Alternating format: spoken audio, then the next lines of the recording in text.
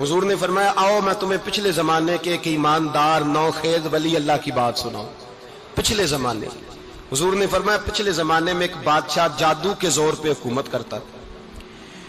جب وہ ایک جادوگر اس نے رکھا ہوا تھا تو جادوگر اس کو جادو بتاتا, وہ جادو کے زور پر حکومت کرتا.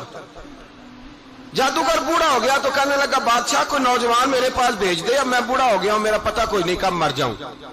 ایک نوجوان کی ڈیوٹی لگائی, بڑا زیرک سمجھدار, اپنے رعایا میں سے چن کے جو ذہین فطرت مزاج بچہ تھا وہ اس نے لگایا. اللہ کے محبوب علیہ الصلوۃ والسلام فرماتے ہیں بچہ جادو سیکھنے لگا, وقت گزرنے لگا. بچہ جب جادو سیکھنے جاتا تو رستے میں ایک راہب بھی تھا جو انجیل جانتا تھا. وہ اللہ اللہ سکھاتا, لوگوں کو حضرت عیسیٰ علیہ السلام کی تعلیمات سے آگاہ کرتا. اس نے دیکھا کہ یہاں بھی لوگ اکٹھے ہیں تو وہ بچہ اس راہب کے پاس بھی اٹھنے بیٹھنے لگا. اب جب اس کے ساتھ اس کی گفتگو بڑھنے لگی تو اس کو باتوں میں لذت آنے لگی. اس نے راہب نے پوچھا کہ تو کون ہے اور کس طرح سے آیا ہے, کیا تیرا معاملہ ہے؟ اس نے کہا جی میں جادو سیکھنے جاتا ہوں, آپ کی باتیں مجھے بڑی اچھی لگتی ہیں. اس نے کہا دین سیکھ, جادو سیکھنے والے کافر ہو جاتے ہیں, قرآن و حدیث سیکھنے والوں کو اللہ کامل ایمان عطا فرماتا ہے. فرمایا یہ سیکھ. بچہ بیٹھنے لگا, اس کے پاس آنے لگا, باتیں دل میں گھر کرنے لگی. ایک وقت آیا کہ مسلمان ہو گیا. اور مسلمان کیسے ہوا؟ بچہ کہتا ہے میں تجربہ کر کے ہوا. اب میں تھوڑا سا وقت جادوگر کے پاس بھی جاتا اور باقی سارا وقت وہاں بیٹھتا. میں ایک دن جا رہا تھا تو رستے میں اژدہا تھا, بہت بڑا سانپ تھا, رستہ روک کے کھڑا تھا. یہ حضور نے بیان کی حدیث. نبی پاک صلی اللہ علیہ وسلم فرماتے ہیں بچہ کہتا ہے کہ رستے کے اندر سانپ ہے, رستے بند ہے, لوگ چھتوں درختوں پہ چڑھے, ہراش ہے. کہتے چھوٹا سا روڑا میں نے اٹھایا تو میں نے کہا اللہ اگر جادوگر سچا ہے تو اسے مار دے. چھوٹا سا روڑا میں نے پھینکا, اژدہا کوئی نہ مرا. پھر چھوٹا روڑا اٹھایا, میں نے کہا اللہ اگر وہ عالم سچا ہے تو اسے مار دے. اب جب میں نے روڑا مارا تو اژدہا مر گیا. میرے اندر سے گواہی آئی نہیں دین کی باتیں سچی ہیں, نہیں قرآن کی باتیں اسلام سمجھانے کے لیے عرض کر رہا ہوں. اگرچہ اس دور میں انجیل تھی, اللہ رسول کی باتیں اچھی ہیں. کہتے میں مسلمان ہو گیا, اب میں نے راہب کے پاس ہی رہنا شروع کر دیا, جادوگر کے پاس چھوڑ دیا. اس بچے نے آنا. بادشاہ پوچھتا کہاں زیادہ وقت گزارتے ہو, تو وہ بات گول کر دیتا. وقت تیزی سے بڑھنے لگا. اللہ نے اس نوجوان میں طاقت پیدا کر دی. اب وہ اس کے اندر نا اللہ نے توانائی روحانیت پیدا کر دی. ابھی جوان ہے, 14-15 سال عمر ہے. اللہ نے اب جو بیمار بھی آتا وہ دعا کرتا تو اللہ صحت عطا کر دیتا. جو بھی آتا. بادشاہ کا ایک درباری تھا, بادشاہ کو پنکھا جلتا تھا, وہ اندھا ہو گیا. کوئی ایسی تکلیف آئی کہ نابینا ہو گیا. بڑے علاج کرائے, شفا نہیں ہوئی. کسی نے اس بچے کا پتہ بتایا کانوں میں.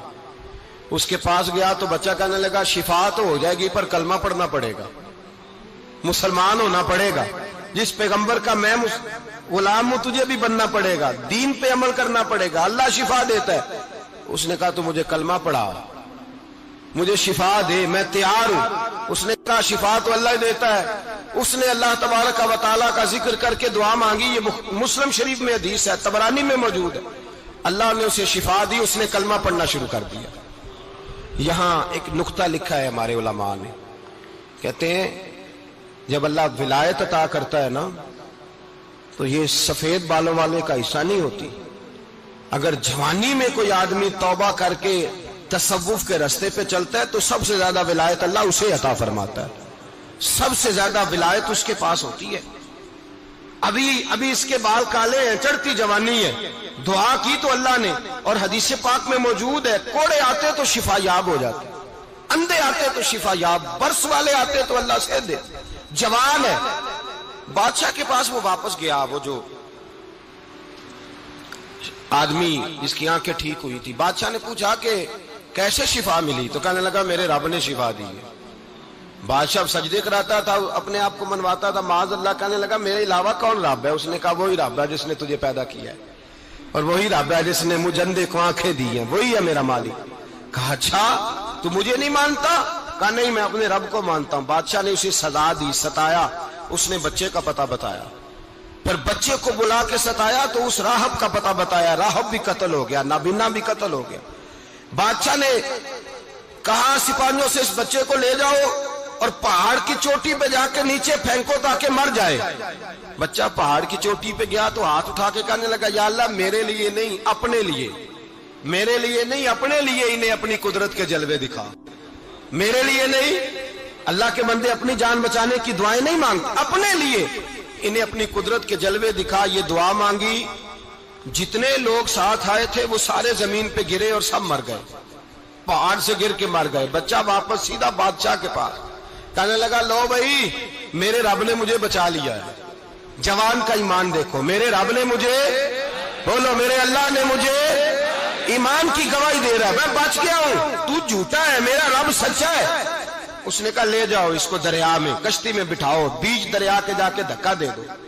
बैठे कश्ती में, दरिया के बीच गए और जब जाके वहां उसको धक्का देने लगे तो उसने कहा अल्लाह मेरे लिए नहीं, अपने लिए इन्हें अपनी कुदरत के जलवे दिखा। बस एक तूफान सा आया, जितने सिपाही साथ आए थे डूब के मर गए।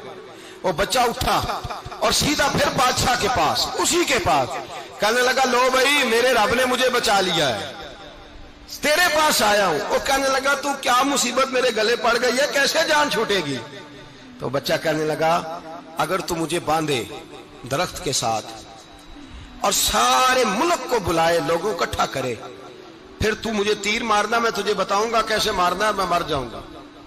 अल्लाह का बंदा नौजवान, ईमान देखो, मरने के तरीके बता रहा है, मैं तुझे बताऊंगा मैं कैसे मरूंगा। ये बात कही, बादशाह ने सारा मजमा जमा किया, मुल्क सारा बाहर आ गया, दरख्त के साथ बांध दिया।